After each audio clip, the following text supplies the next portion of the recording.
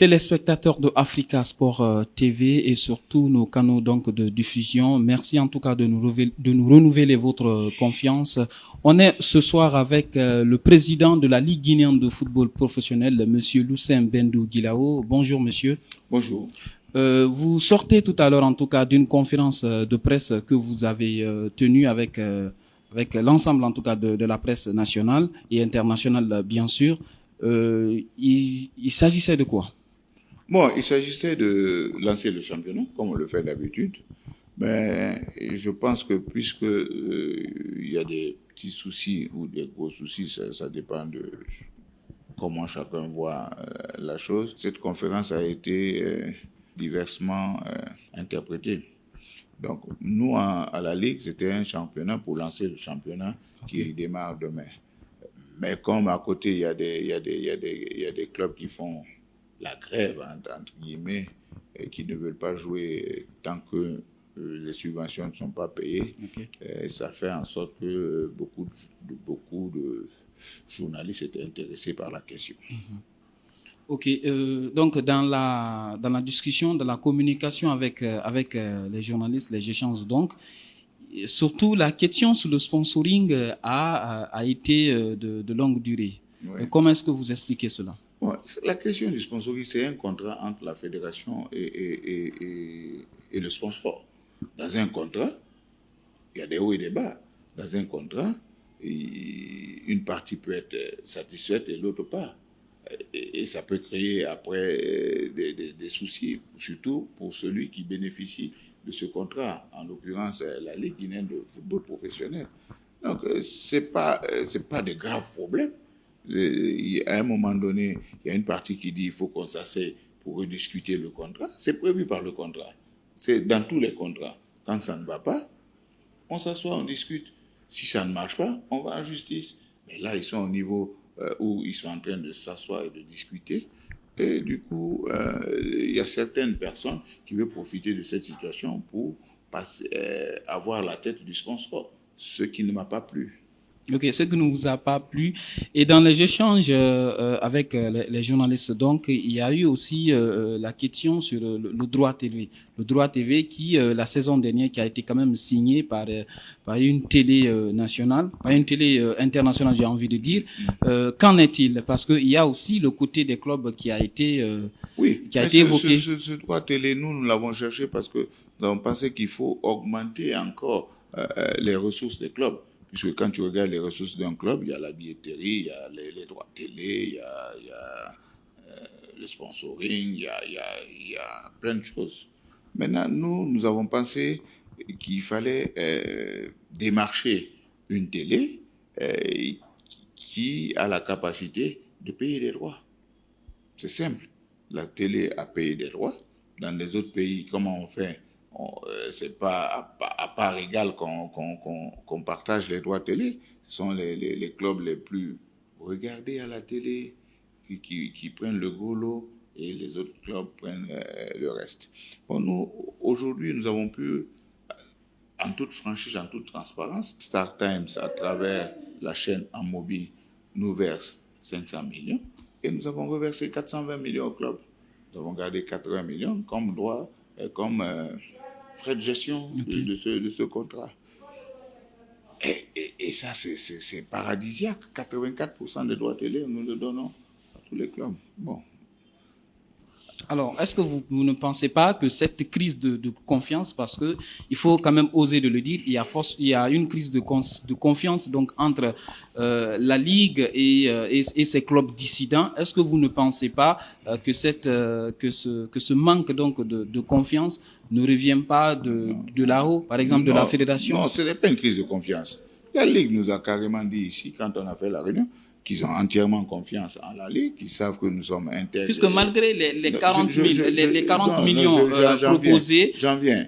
Qu'ils ont entièrement confiance en la Ligue, que de leur point de vue, le sponsor a payé. Je leur ai dit que le sponsor n'a rien payé. Non, c'est pas une crise de confiance. C'est une guerre de tranchées, c'est une guerre de personnes. Ceux qui, ah bon, vous le pensez? Je vous l'ai dit. Okay. Je vous l'ai dit, là, c'est une guerre de personnes, c'est une guerre de tranchées. Ils veulent la tête du sponsor et ils veulent passer par la Ligue. Et moi, moi, je ne suis pas d'accord. Ce n'est pas par la Ligue qu'ils vont passer pour avoir la tête de Paul ou de Pierre. Ils veulent la tête du président de la fédération, ils veulent la tête du sponsor, ils veulent peut-être même ma tête.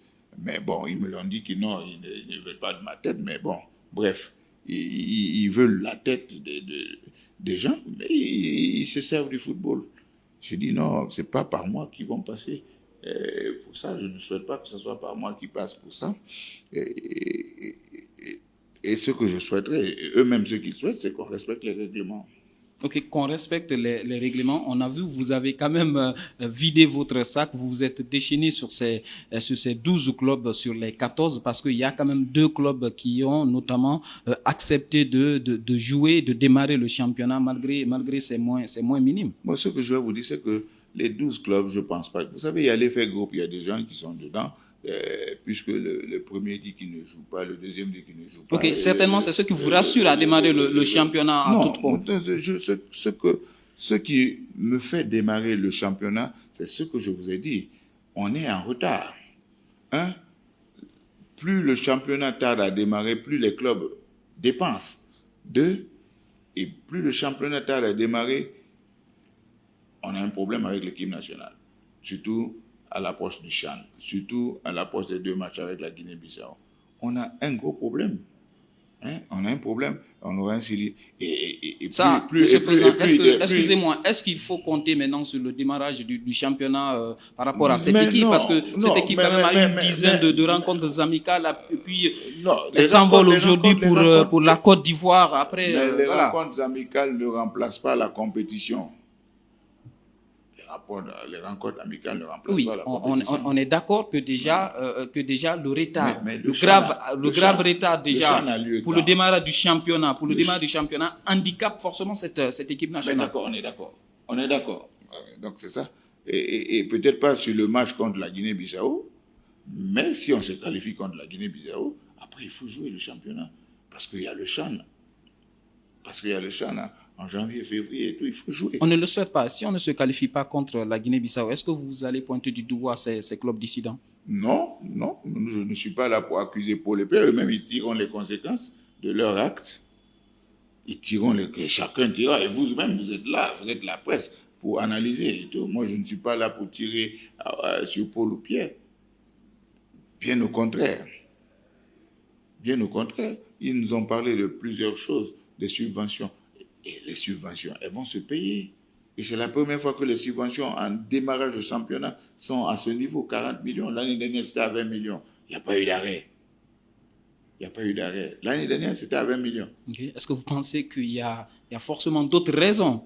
Il y a d'autres raisons. Ce n'est pas une affaire d'argent. C'est une affaire de personnes. Okay. Il y a d'autres raisons. Je le dis à Ndiaye qui vient ici, que je considère comme un grand frère.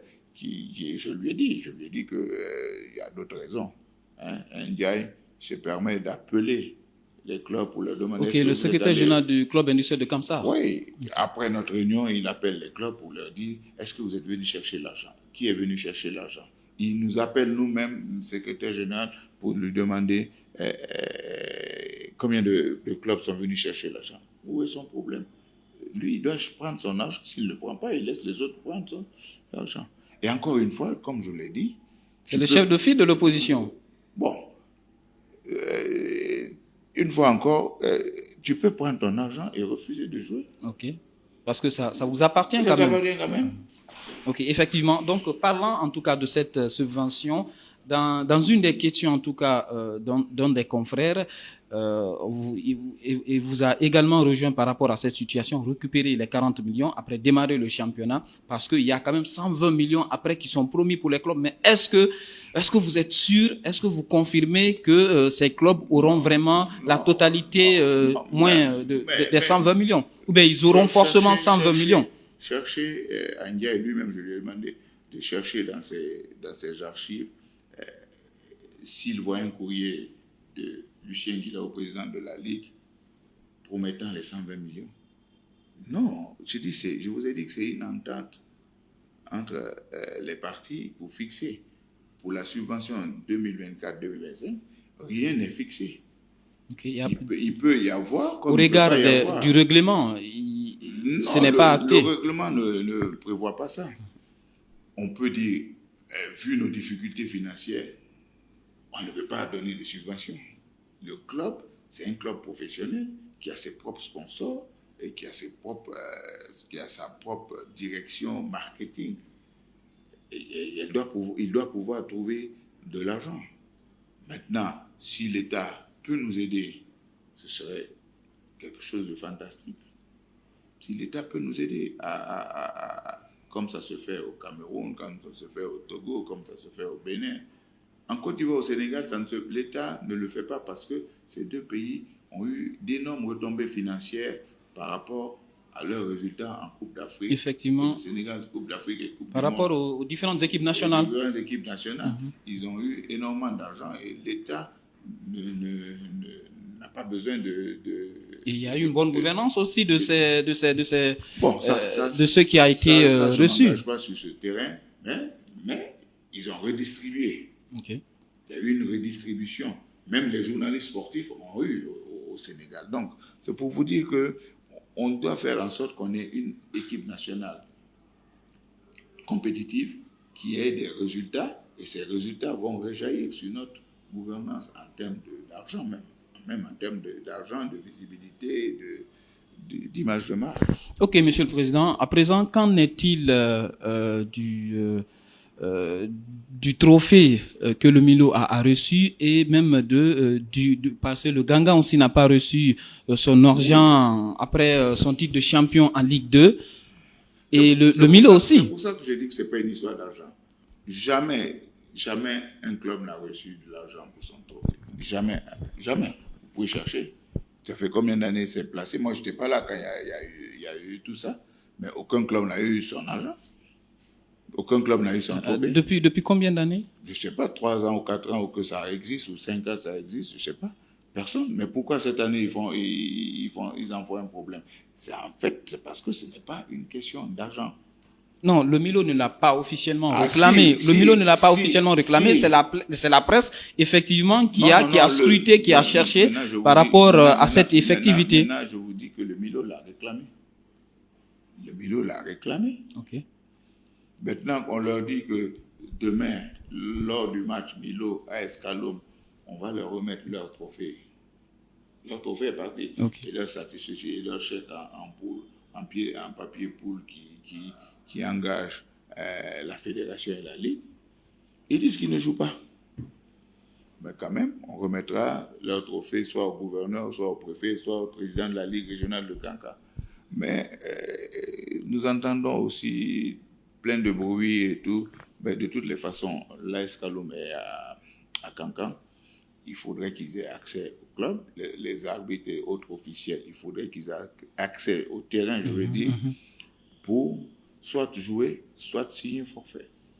Ok, effectivement, par rapport donc à cette rencontre, si elle ne se tient pas, Monsieur le Président, quelle sera la suite? La suite, c'est la suite. On passe à la journée 2. C'est écrit dans le règlement. La suite, c'est que l'équipe qui n'est pas présente perd les 3 points, perd par forfait, et l'autre équipe gagne les 3 points. Et à la deuxième journée, si elle ne joue pas, c'est pareil. Okay. Après, il y a d'autres sanctions. D'accord. À vous entendre parler, on a l'impression qu'on est en train de s'enfoncer tout droit vers une crise, vers un chaos. Non, pas et même crise. Vers une saison blanche, parce que vous l'avez noté quand même en conférence. Une saison blanche, oui, et ça c'est clair. S'ils ne jouent pas pendant 3 ou 4 journées, il y a 12 clubs qui ne jouent pas. C'est soit on fait monter 12 clubs de deuxième division qui viennent en première division, mais soit c'est puisque moi je n'ai pas parcouru le règlement, il y a cette possibilité aussi dans le règlement. Sur un club qui ne joue pas par forfait et tout, il est éliminé. Il y a en deuxième division, il y a le premier, le deuxième effectivement. Le troisième qui vient, il monte.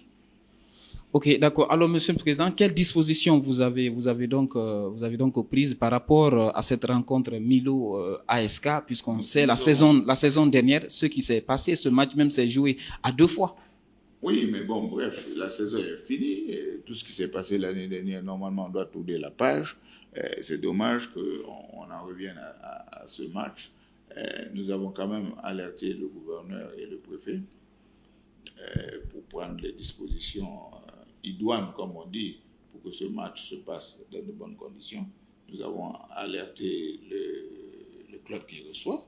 Approchez-vous. Le club qui reçoit le Milo, Okay. qui en principe est comment j'appelle ça, responsable de l'accueil, de la sécurité sur le terrain ce jour.